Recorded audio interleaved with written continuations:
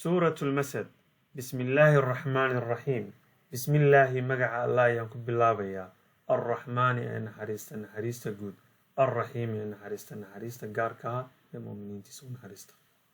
تبت ويهوكتي ويهلك سنتي يدا أبي لهب لبديس قعمود ويهوين ويهلك سمين وطبقوا بهلك سمين ما أغنى وحبأ مطرين عنه حقيس مالوه حوليسي وما كسب يوحي تبعضي وحبأ مطرين سيصلى وقلي دونا نار يقلي دونا ذات لهب هلع صاحبة وامرأته هويني دي سيناكتيسي حمالة الحطب حابة قرشة بدنيد قرية قرشة بدنيد في جيدها لقنت إذا وحاء هان دونا حبل حرق من مسد أوليفة أي اللوجلين دونا.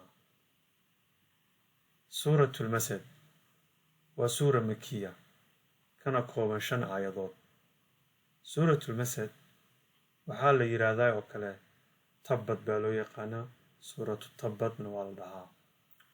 سورة دني waxay ka hadlaysaa qoyskii nabiga sallallahu alayhi wasallam ee qaraabada ahaayeen ee reer Abu Lahab wuxuu ahaa nabiga alayhi salatu wasalaam adeerkiis oo laxmi ayuu ahaa. Abdul Uzza al-Dijri ibn Abdul Muttalib ayuu ahaa. nin wuxuu ahaa markaa nabiga sallallahu alayhi wasallam qoyskiisu guud ahaan isaga inaagtiisu waxay ahaayeen nabiga sallallahu alayhi wasallam kuwa aad u dhiba oo rafaadiya oo dacwadii islaamka ka hor yimid oo dagaal adag la galay. marka suuradani sabab nuzuul ay lahayd nabiga sallallahu alayhi wasallam markii la faray in uu dacwada maartay uu banaanka keeno oo Quraysh si cadaan ugu sheego wasagii buurta fuulay una yeeray reer Maka oo dhan waa la isku yimid waa la soo baxay. markii la soo baxayna wuxuu ku yiri ka warrama haddaan idinku dhaho maartay buurtan dhabarkayga ah cadow idinku soo duulay ayaa soo socda oo imaanaya ma iga rumaysanaysaan.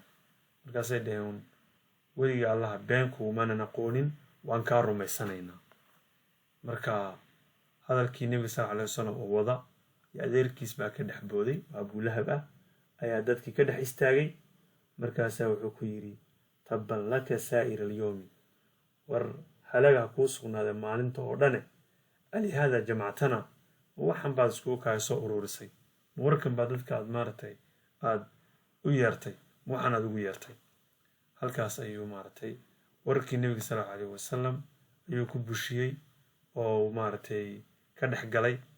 marka intii ka dambeysana wuxuu noqday cadawga dacwada islaamka uu number 1 ah ee la dagaalama nabiga sallallahu alayhi wasallam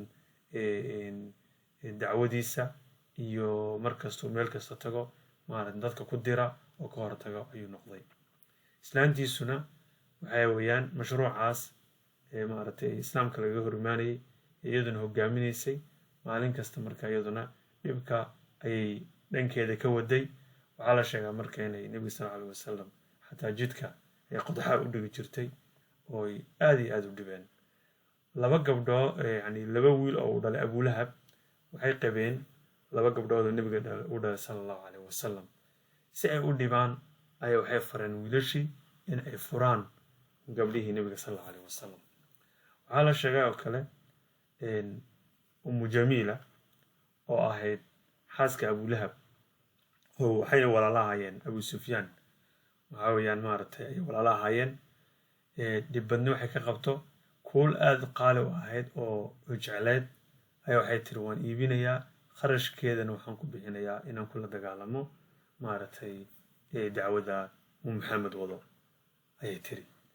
marka qoyskaas halaagoodii iyo maartay ayay ka waramaysaa suuradani iyo sida Allah u cadaabi doono marka qof kasta oo ka hor yimaada maartay dacwada islaamka iyo diinta la dagaalama waxa weeyaan abaalkan ay u yaala oo suuradani Abu Lahab kaliya kuma koobna qof kasta oo wadadii Abu Lahab mara ilaahi subxaanahu watacaala sidaasunbuu u ciqaabi doonaa aljazaau min jinsi alcamal.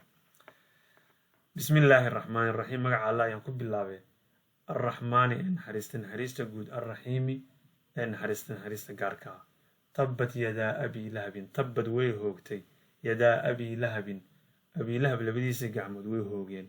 wa tabba wuuba halaagsamay oo wuu hoogay. maa aghnaa waxba uma tarin oo canhu xaggiisa waxba uma tarin maaluhu xoolihiisa oo maa kasaba iyo wixii uu tabcaday u shaqaystay waxba uma tarayaan, waxba uma tarin. sayaslaa wuu geli doonaa naaran, naar ayuu geli doonaa daata lahabin, holacu saaxiiba, naar ololaysa ayuu gelayaa. wamra'atuhu naagtiisii haweenaydiisiina xamaalat alxatabi ee xaaba gurashada badnayd ee geedaha soo guranaysay. fii jiidihaa luqunteeda qoorteeda xablun xarig ayaa loo gelin doonaa min masadin oo liif ah ayaa loo gelin doonaa.